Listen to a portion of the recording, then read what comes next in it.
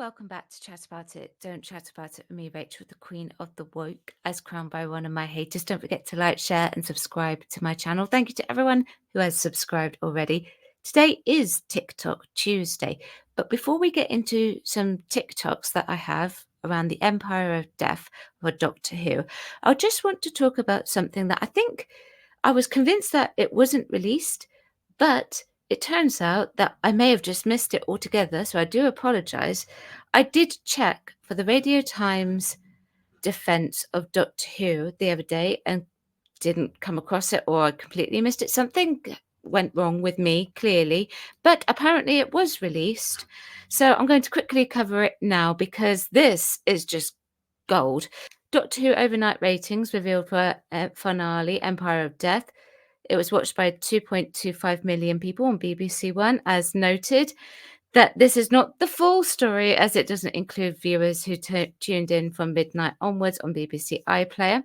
Consolidated figures have been hovering around the 4 million mark for most of the season, and the full 7-day viewership figures for Empire of Death will be revealed in due course. So naturally, I had to check that because I've got dyscalculia, right? Okay, but even I can clearly see that that is not the case. Those figures have been rounded up, and as you can see here on the screen, I have the Doctor Who TV accumulator here, and then on the left-hand side, you see some figures. I have trouble working out averages, so I totted it into an average calculator, and the average is actually 3.74 million in consolidation. So, Radio Times, please report correctly. You are supposed to be a media site. So at the top there, we have pre-transmission views of Empire of Death on iPlayer was 283,000, the second least lowest of the season after The Legend of Ruby Road. Oh my goodness. So news just in. News just in. Oh my goodness. Oh my goodness. Okay, I'm going to pause this recording and make a slide. Okay, so that news just in was actually from the thinking himself. This was the news. The UK box office numbers for Doctor Who finale Empire of Death have been released. Total 364,253. Apologies, that was a bit of a blind read there for me. For comparison, the 50th anniversary special, The Day of the Doctor in 2013, made a whopping 1.8 million at the box office. Doctor Who is dead. Hashtag RIP Doctor Who. Whoa, that is a massive drop. Now, that is live. Let me just have a moment to think. Now, before anyone says this was because it was shown at midnight, yeah, I do get that. That will have an impact on it, obviously. But that is one heck of a drop. It is massive. Oh my goodness. I'm so I'm gobsmacked. If people really wanted to go and watch it at the cinema at midnight, for the midnight release, then they would go. And obviously people did because it has made money. But I have noticed that some of the websites haven't been blaming the fact that people went to the cinema to watch it, which is why the ratings weren't as good as what they were expecting. Of course, we need to wait for the release of the Barb figures before any of this makes truly any sense, I guess you could say. This is a telltale sign of what perhaps people were thinking. Midnight, I'm not going. Doctor Who, and actually, this leads in quite nicely to my TikToks that I have for today's video, because it is TikTok Tuesday after all. And it is Doctor Who related because I was like, well, the consolidations could actually be released on a Monday, which is when I'm recording this, but they haven't been as of yet. So I was able to cover the Radio Times article that I somehow missed. Sorry about that again. I really don't know how I missed that. Here we go. It's 2 a.m. and I've just gotten back from watching the cinema screening of the Doctor Who finale. I don't know if this will be controversial, but I am bitterly disappointed. Kind of wish I would have gone to gone out on the lash. Yep. I've one on me. I've one on me. Yeah, it seems to be a general consensus of the midnight showing that I found it really difficult to find people who liked it. Now, I'm sure that people do like it, But I just wanted these TikToks to show the general consensus. She's quite young. She's got to be younger than me. So even the younger fans are like, what was that? Next one had copyright music, so it is muted. Point of view. You just finished watching the series finale of Doctor Who.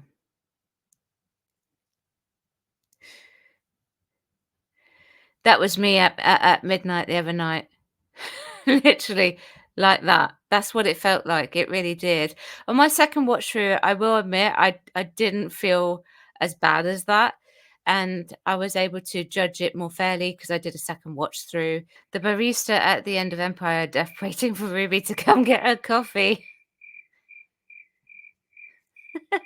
Ruby, Ruby, here, girl. Come on, come on. I would have been that barista that just stood there waiting for 10 minutes and then be like, "Oh, I can't be damn waiting for them. I'm just gonna put it down and walk off." That would be me. Now, this next TikTok is a 9-minute review. Don't forget these are all linked below so you can actually go and watch them for yourself.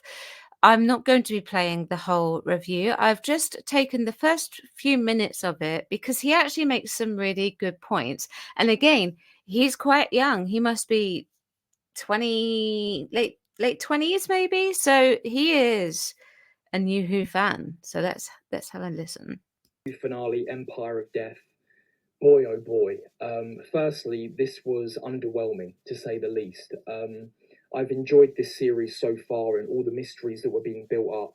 And then in this episode, especially after the last episode was so good with such a good cliffhanger, this episode kind of just dropped the ball with every single plot line. I agree. But it wasn't awful. I've seen it twice. I saw it at midnight. Upon first viewing, I was really kind of upset and underwhelmed. But I watched it again this morning and I like it a bit more. I appreciate it a bit more, and because I've kind of let go of all the theories that I had. I appreciate it more. So there's a lot that I didn't like about this episode. Firstly, Sutek was defeated so easily. I agree. He was defeated so easily. And here's the funny thing. I think a lot of the enemies here that we've had in Doctor Who this series have been defeated quite easily. I don't think I've ever seen the Doctor Who villain defeated with such ease before. He It was was just easy. put on a leash and thrown in the time vortex. Bearing in mind he survived in the time vortex for years, and then and that was it. One of the greatest villains in Doctor Who, built up as this king god of death, just defeated in a second, was ass. Obviously, Mrs. Flood, we never found out who she was, but I didn't expect to be honest. From set photos of the next series, I knew that she was in it. I knew that she would probably be one of the loose ends, and I'm totally fine with that. As to who she is, could be Clara from various tidbits, could be Susan or flipping River Song or Romana, who knows? Okay, so with Mrs. Flood, yes, I'm absolutely fine with Mrs. Flood not being resolved this series. That is absolutely fine. I figured that would be the case as well. As to with who she is, I would say that I don't think she would be Romana. I think that would be a long shot. My question is, if she is the Rani, why is she so interested in the Doctor? The Rani, I mean, she only appears in Mark of the Rani and the Time of the Rani, and really, she's more sort of the type of Time Lord that keeps herself to herself. It could be the White Guardian. I don't think it will be Clara. I think it will be a case of these cosplaying costumes that he's putting Anita Dobson in are purposely to bait the fans. This is all that is. It looks like also the costume is like a Missy type costume, you know, Mary Poppins style. I don't think it's going to be Missy. I'd be very surprised if it were. The closest thing that I can think, judging by the way that she's talking, because she doesn't talk in a particularly nice way, I would suggest that there's a possibility, and I'm just throwing this out there, that she's the Valiard. Now, apparently she does know where she is going with that now. So I can officially say there is that possibility. She's not Susan. I don't think she's Susan. I'd be surprised if she were. Although if she were, She may be a bit bitter about her grandfather leaving her on Earth, so who knows? But I would think it would be better to have Carol Ann Ford come back and then, well, they'll just regenerate Carol Ann Ford. I think Susan is probably going to be, there's a possibility, Radha Sethu. Who knows? But that's a loose end, but I'm okay with that being a loose end.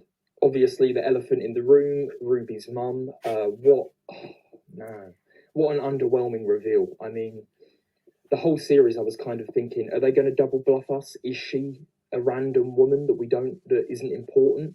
But then I was like, well, I was clinging to the theories that people had of she's the trickster, she's blah blah blah. But at the same time, I was like, well, I'm not really invested in any of these theories that are floating about. That was probably really underwhelming for me too. But it certainly wasn't this, and it just felt so underwhelming that she was just an ordinary person. I mean, at the end, there's the loose end of her dad. Maybe her dad's actually the significant person we should be thinking about. So go and watch his full review. It is linked below. So that is it for TikTok Tuesday. Tomorrow is Woke Wednesday. However, the consolidation figures may drop. They may not. If they do drop, it will be a consolidation figures video. If not, it will be Woke Wednesday. Thanks very much for watching. Like the video if you would like to like the video. Subscribe to my channel if you would like to. Remember to chat about it, don't shout about it. Thanks very much for watching. Bye-bye.